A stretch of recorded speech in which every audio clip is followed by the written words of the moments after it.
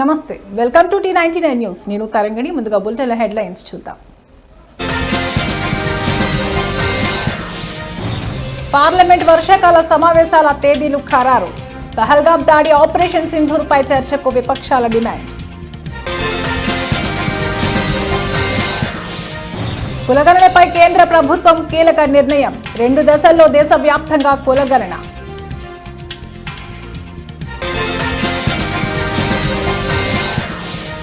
Rahul గాంధీపై Allahabad high court ఆగ్రహం. ఆర్మీపై అనుచిత వ్యాఖ్యలు చేయడం తగదు.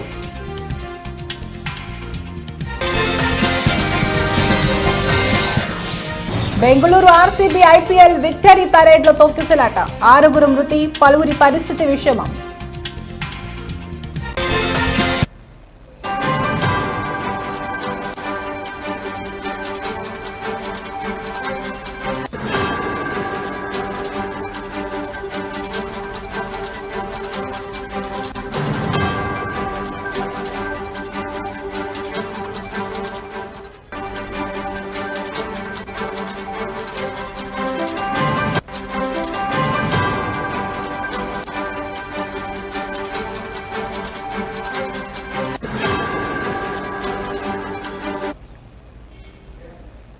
Breaking news.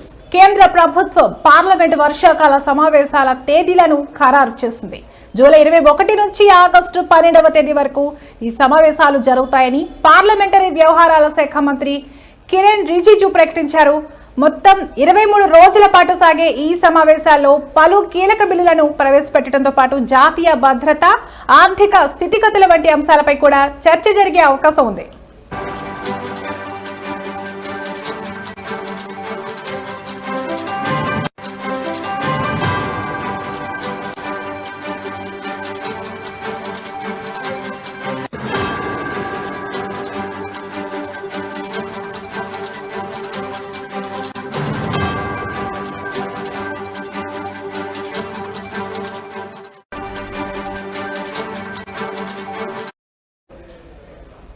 ఇటీవల జరిగిన పహల్గామ్ ఉగ్రదాడి అనంతరం భారత సైన్యం చేపట్టిన ఆపరేషన్ సింధూర్ వ్యవహారాలపై పార్లమెంట్లో ప్రత్యేకంగా చర్చించాలని విపక్షాలు కొంతకాలంగా డిమాండ్ చేస్తున్నాయి. ఈ నేపథ్యంలో వర్షాకాల సమావేశాల్లో ఈ అంశంపై చర్చ జరిగే అవకాశం ఉందని సమాచారం.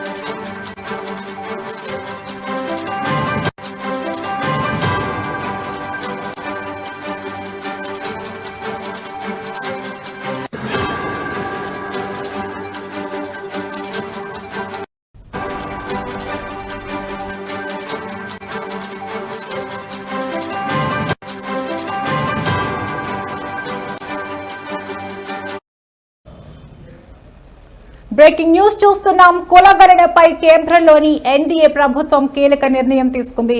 2 దశల్లో దేశవ్యాప్తంగా కులగణన చేయాలని నిర్ణయించింది. 2026 అక్టోబర్ 1వ తేదీ నుంచి తొలి దశ కులగణన, 2027 మార్చి 1వ తేదీ నుంచి 2వ దశ కులగణన చేయనున్నారు.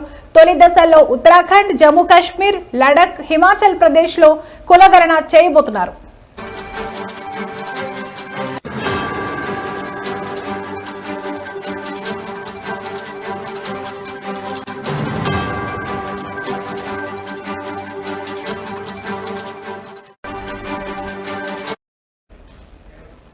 మరోవైపు కులగణనపై కేంద్ర కేబినెట్ ఇప్పటికే నిర్ణయం తీసుకున్న విషయం తెలిసిందే. కులగణన పేరుతో కాంగ్రెస్ పాలిత రాష్ట్రాల్లో సర్వే చేయించారని, ఆ సర్వేలో పారదర్శకత లేదని కేంద్రం పేర్కొంది. దేశవ్యాప్తంగా పారదర్శకంగా కులగణన చేయాలన్నదే మోడీ ప్రభుత్వ సంకల్పమని కేంద్ర మంత్రి అశ్విని వైష్ణవ్ చెప్పారు. వచ్చే జనాభా లెక్కల్లోనే దీనిని చేర్చుతామని కేంద్రం ప్రకటించారు.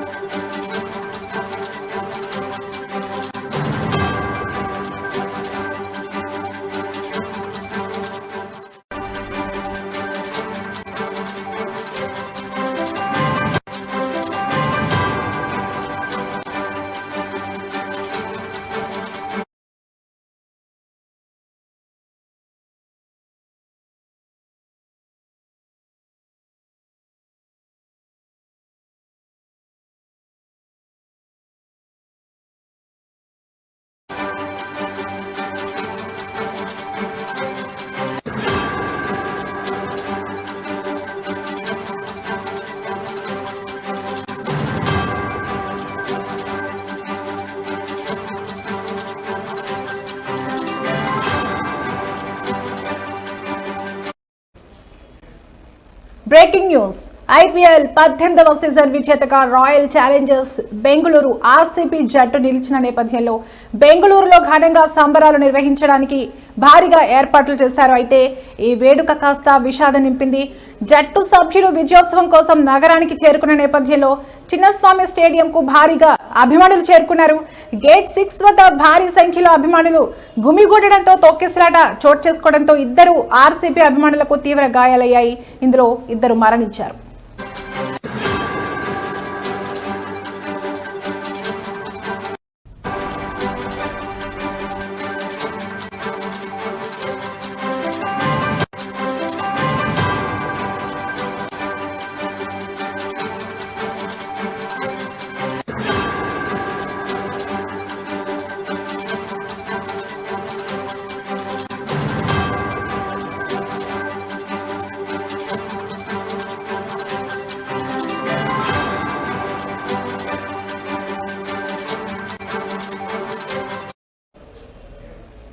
అలాగే ఈ ఘటనలో 15 మందికి పైగా గాయాల పాలయ్యారు. వీరిలో ఇద్దరి పరిస్థితి అత్యంత విషమంగా ఉన్నట్లు సమాచారం. ఘటన జరిగిన వెంటనే బాధితులను శివాజీనగర్లోని బౌరింగ్ లేడీ కర్జన్ ఆసుపత్రికి తరలించారు. మరోవైపు తొక్కిసలాట సమయంలో బారికేడ్లు కోల్పోవడంతో ముగ్గురి కాళ్లు విరిగాయి. మరో 6గురికి పైగా తీవ్ర గాయాలయ్యాయి. స్టేడియం వెలుపల జన సమూహం కూడా భారీగా ఉండటంతో ఆ మార్గంలో వెళ్లే వాహనాలు ముందుకు కదలలేక ట్రాఫిక్ జామ్ అయింది. జన సమూహాన్ని నియంత్రించలేక పోలీసులు లాఠీచార్జ్ చేశారు. తొక్కిసలాటలో చాలా మంది తీవ్రంగా గాయపడ్డారు. పోలీసులు గాయపడిన వారిని తమ జీపులో ఆసుపత్రికి తరలించారు.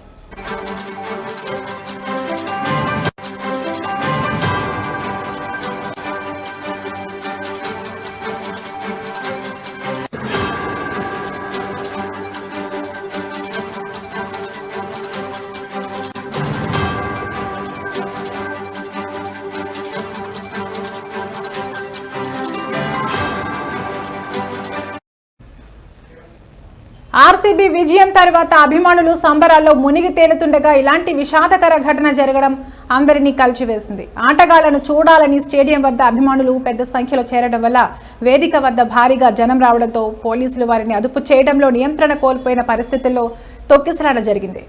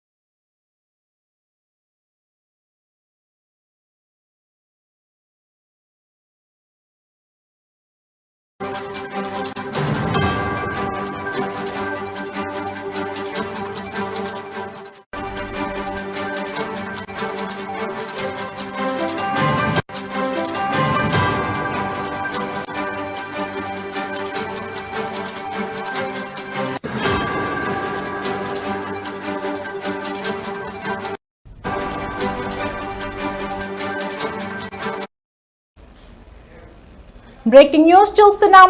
అలహాబాద్ హైకోర్టు కాంగ్రెస్ అగ్రనేత రాహుల్ గాంధీపై తీవ్ర ఆగ్రహం వ్యక్తం చేసింది. భారత ఆర్మీపై అనుచిత వ్యాఖ్యలు చేయడం తగదు అంటూ ఆయనను హెచ్చరించింది. 2022లో భారత్ జోడో యాత్ర సమయంలో రాహుల్ చేసిన వ్యాఖ్యల నేపథ్యంలో లక్నో కోర్టు ఆయనకు సమన్లు జారీ చేయగా వాటిని ఛాలెంజ్ చేస్తూ రాహుల్ పిటిషన్ దాఖలు చేశారు. ఈ కేసును జస్టిస్ సుభాష్ విద్యార్థి నేతృత్వంలోని సింగిల్ బెంచ్ ధర్మాసనం విచారించింది. రాహుల్ గాంధీ వేసిన పిటిషన్ను హైకోర్టు తోసిపుచ్చింది. ఈ సందర్భంగా ధర్మాసనం స్పందిస్తూ వాక్ స్వాతంత్రం పేరుతో ఎవరైనా ఒక వ్యక్తి అయినా లేదా ఏ సేన అయినా పరువు నష్టం కలిగించే వ్యాఖ్యలు చేయడానికి హక్కు లేదని స్పష్టం చేసింది.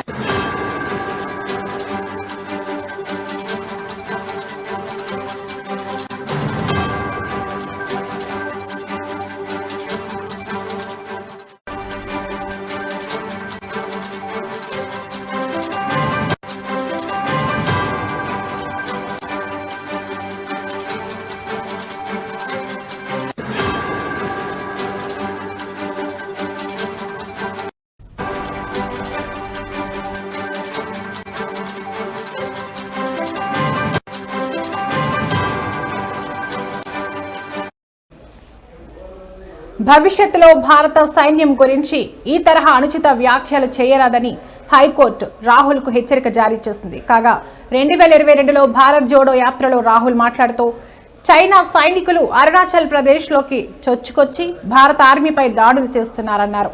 వారు సైనికులపై దౌర్జన్యం చేస్తున్నారన్నారు. చైనా 2000 కిలోమీటర్ల భారత భూభాగాన్ని ఆక్రమించిందన్నారు. 20 మంది భారత సైనికులను చంపేశారని వ్యాఖ్యానించారు. ఈ వ్యాఖ్యలపై లక్నోకు చెందిన ఉదయ్ శంకర్ శ్రీవాస్తవ అనే వ్యక్తి కోర్టు ఫిర్యాదు చేశారు. దీనిపై స్పందించిన కోర్టు రాహుల్ గాంధీకి సమన్లు జారీ చేసింది. అయితే ఆ సమన్లను కొట్టివేయాలంటూ ఆయన వేసిన పిటిషన్ను అలహాబాద్ హైకోర్టు తిరస్కరించినట్లు స్పష్టమైంది.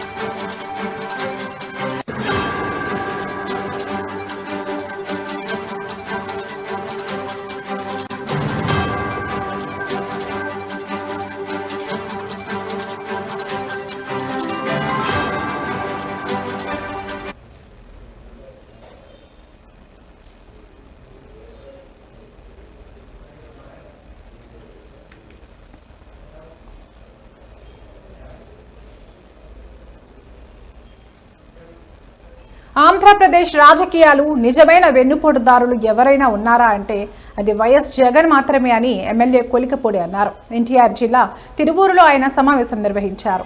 సరిగ్గా సంవత్సరం క్రితం ఆంధ్రప్రదేశ్ రాజకీయ చరిత్రను మార్చింది ఈ రోజు అని ఆయన అన్నారు.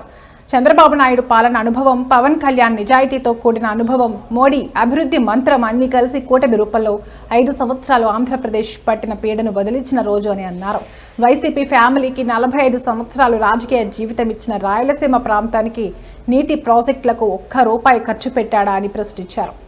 అలాగనే రాయలసీమలో పరిశ్రమల స్థాపనకి, ఉత్తరాంధ్రలో పరిశ్రమల స్థాపనకి అనేక కంపెనీల ద్వారా లక్షల కోట్ల పెట్టుబడులు గత సంవత్సర కాలంలో ఒప్పందాల రూపంలో మన ముందున్నాయి. కొన్ని కంపెనీలు ఆల్రెడీ ప్రారంభమైనవి.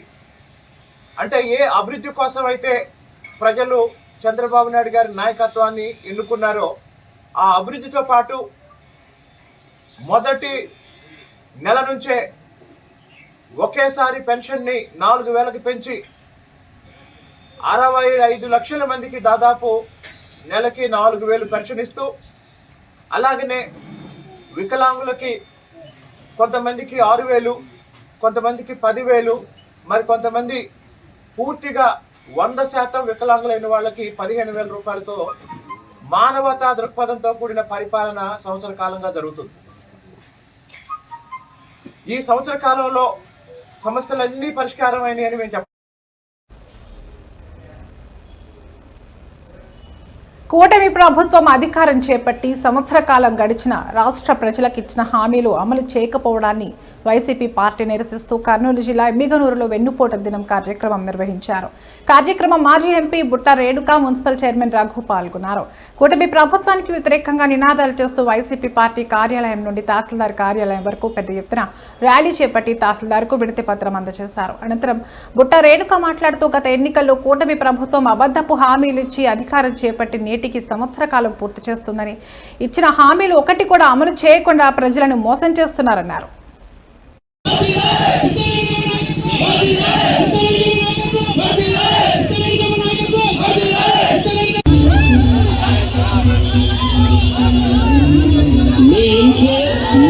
ఎలక్షన్స్ కి ముందర సూపర్ 6 అంటూ ఏదైతే హామీలు ఇచ్చారు, అంతేకాకుండా ఇంకా చాలా చాలా అబద్ధపు హామీలను చెప్తూ ప్రజలని మోసం చేసి ఈరోజు సంవత్సరం గడుస్తున్న ఎటువంటి సంక్షేమ పథకాలను అమలుపరచకుండా ప్రజలకు వెన్నుపోటుకొచ్చారు. తల్లికి వందనము, ఎంతమంది పిల్లలుంటే అంతమంది పిల్లలకి ఇస్తామన్నారు. మరి 18 ఏళ్ల వయసు దాటిన ప్రతి మహిళకు మహిళా శక్తి కింద 18,000 రూపాయలు సంవత్సరానికి ఇస్తామని చెప్పడం జరిగింది. ఈ రోజు వాళ్ళు ఏం చేస్తున్నారని మేము ప్రశ్నిస్తున్నాము. మరి ఏమీ చేయకుండా మేము అన్ని సంక్షేమ పథకాలు చేస్తున్నా కూడా రాష్ట్రం శ్రీలంక అవుతుంది అని అప్రూపాలు చేస్తున్నామని మా పైన నిందలు వేశారే. ఈ రోజు ఇవి ఇప్పటి వరకు నా బులెటిన్ అప్డేట్స్. మరో బులెటిన్లో మళ్ళీ కలుద్దాం. నమస్తే.